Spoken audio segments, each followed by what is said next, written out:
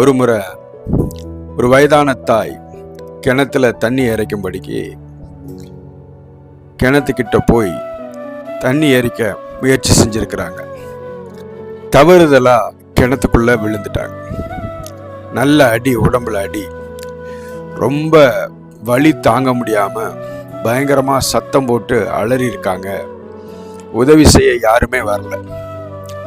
ரொம்ப நேரமா உள்ள இருந்து யாராவது எனக்கு உதவி செய்யுங்கன்னு சொல்லி கத்திட்டே இருக்கிறாங்க. ஹெல்ப் பண்ண யாருமே வரல.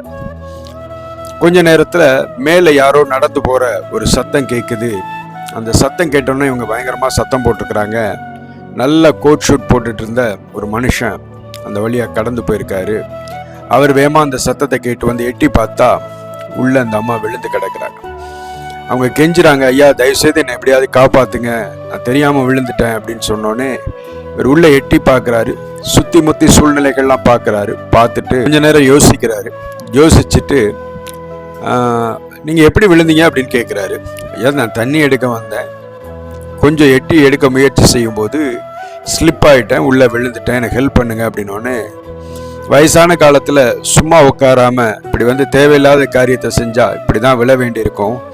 நீங்க செஞ்ச தப்புக்கு நான் ஒன்றும் இப்போ ஹெல்ப் பண்ண முடியாது, நீங்க செஞ்ச தப்புக்கு நீங்க தண்டனை அனுபவிங்க அப்படின்னு சொல்லிட்டு அவர் அந்த இடத்த விட்டு போயிடுறாரு. இந்த அம்மாவுக்கு என்ன செய்யறதுன்னு தெரியல. உடனே அந்த இடத்துல இருந்துட்டு கண்ணை மூடி ஒரு ப்ரேயர் பண்றாங்க.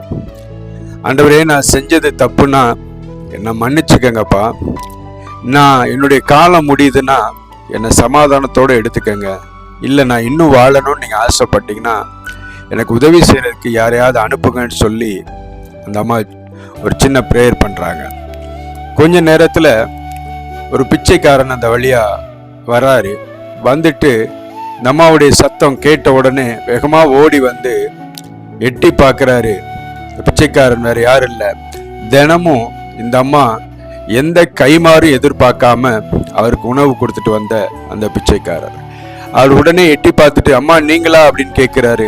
ஆமாப்பா நான் தான் விழுந்துட்டேன், என்னை காப்பாற்ற உன்னால முடியுமா அப்படின்னோடனே கண்டிப்பா இவ்வளவு நாள் எனக்கு உதவி செஞ்ச உங்களுக்கு உதவி செய்யறதுக்கு எனக்கு ஒரு வாய்ப்பு கிடைக்கும் போது நான் அதை எப்படிமா நான் விடுவேன், அதனால கண்டிப்பா நான் ஏதாவது ஒரு முயற்சி செய்யறேன்னு சொல்லிட்டு வேமா ஓடி போய் கிடைச்ச பழைய கயிறெல்லாம் தேடி பிடிச்சு கொண்டு வந்து அது எல்லாத்தையும் கட்டி கிணத்துக்குள்ள இறக்கி அம்மா இதை பிடிச்சி ஏறி வாங்கங்கிறாரு. இந்த அம்மா 2 அடி ஏறுறாங்க, அவங்களால முடியல, திரும்ப கீழே விழுந்துட்டாங்க.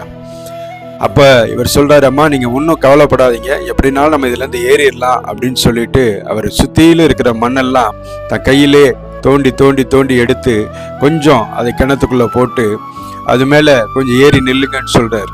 அவங்க அதுல ஏறி நிக்கிறாங்க. திரும்பவும் கயிறை போடுறாரு. அந்த கயிறை மட்டும் நீங்க பிடிச்சுக்கோங்க, நீங்க ஏற முயற்சி செய்ய வேண்டாம்னு சொல்லி இந்த கயிறை நல்லா இறுக பற்ற சொல்லி அந்த அம்மா இறுக பற்றி கொண்டோடனே அவருடைய மொத்த பலத்தையும் கொடுத்து அந்த அம்மாவை தூக்குறாரு. ரொம்ப கஷ்டப்பட்டு தூக்கி அந்த அம்மா வெளியில விட்டுட்டு மயங்கி கீழே விழுறாரு. பக்கத்துல இந்த அம்மாவும் மூச்சு வாங்க விழுந்துடுறாங்க. கொஞ்ச நேரம் 2 பேரும் அப்படியே சோர்ந்து போய் இருந்தவங்க திரும்ப எழுந்து உட்கார்ந்து ஒரு முகத்தை ஒருத்தர் பார்க்குறாங்க. இந்த அம்மாவுக்கு கண்ணெல்லாம் கலங்கி போய் அவருக்கு நன்றி சொல்ல வார்த்தையே இல்லாம அவர் ஏக்கமா பார்க்குறாங்க. அவர் சொல்றாரு, உங்களுக்கு உதவி செய்யறதுக்கு கடவுள் எனக்கு ஒரு வாய்ப்பு கொடுத்தார்ல, அதனால அந்த கடவுளுக்கு தான் நான் நன்றி சொல்றேன் அப்படின்னு சொன்னோன்னே நம்ம சொல்றாங்க, உங்களை ஒரு சாதாரண ஒரு பிச்சைக்காரர்னு நான் நினைச்சேன், ஆனா இன்னைக்கு உயிரே காப்பாத்துற நிலைமைக்கு ஆண்டவர் உங்களை பயன்படுத்தி இருக்கிறாரு அப்படின்னு சொல்லி அந்த அம்மா கடவுளுக்கு நன்றி சொன்னாங்க. அன்பான தேவனுடைய பிள்ளைகளே, சில சமயங்கள்ல தேவன் நம்ம இக்கட்டில் இருக்கும்போது, நெருக்கடியில் இருக்கும்போது, கஷ்டத்தில் இருக்கும்போது இவங்க உதவி செய்வாங்க, அவங்க உதவி செய்வாங்க, இவங்களால நமக்கு உதவி வரும் அப்படின்னு சொல்லி நம்ம எதிர்பார்த்து கொண்டிருக்கும் போது நம்ம எதிர்பார்த்த எல்லாருமே நம்ம கையை விட்டுட்டு போயிடுவாங்க. ஆனா ஏசப்பா ஒரு நாளும் அவர் சொன்ன வார்த்தையை மாற்றிக்கொள்ளாதவர். அவர் ஒரு நாளும் நம்மளை கைவிடவே மாட்டார். பேர்பட்ட நிலைமையிலையும் அவர் சொன்ன வார்த்தையை மாற்றாம நமக்கு உதவி செய்யறதற்கு யார் ரைட்டான பர்சன்றத ஐடென்டிஃபை பண்ணியாவது அவங்கள கொண்டு வந்து நம்மளை இருக்கிற சூழல்ல இருந்து அவர் தூக்கி எடுப்பார். அதுதான் அவருடைய அன்பு. உங்களுடைய வாழ்க்கையிலையும் பல நாளா பல மனிதர்களை நம்பி நீங்க அமர்ந்திருக்கலாம். பல நேரங்கள்ல நீங்க சோர்ந்து போய் உட்கார்ந்து இருக்கலாம். வசனம் சொல்லுது, கர்த்தர் எனக்காக யாவையும் செய்து முடிப்பார். அவர் நிச்சயமா உனக்காக யாவையும் செய்து முடிக்கிற திட்டத்தோடு தான் உன்னை நேசித்து கொண்டிருக்கிறார். உன் வாழ்க்கையில இருக்கிற சூழ்நிலையிலிருந்து ஒன்ன தூக்கி விடுறதற்கு சரியான நபரை என் ஆண்டவர் நிச்சயமாய் உன் வாழ்க்கையில அனுப்புவார். நீ இவங்களால முடியும் அவங்களால முடியும்னு இமேஜின் பண்ணாத.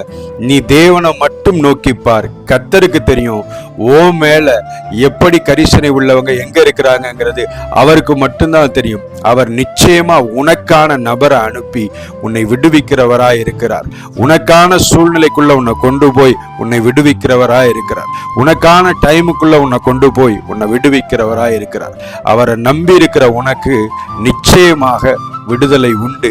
அவரை நம்பி இருக்கிற உனக்கு நிச்சயமாக மேன்மை உண்டு. கர்த்தர் உன்னோடு கூட இருக்கிறார். அவர் உன்னை ஆசீர்வதிப்பார், உன்னை மேன்மைப்படுத்துவார். God bless you. Amen.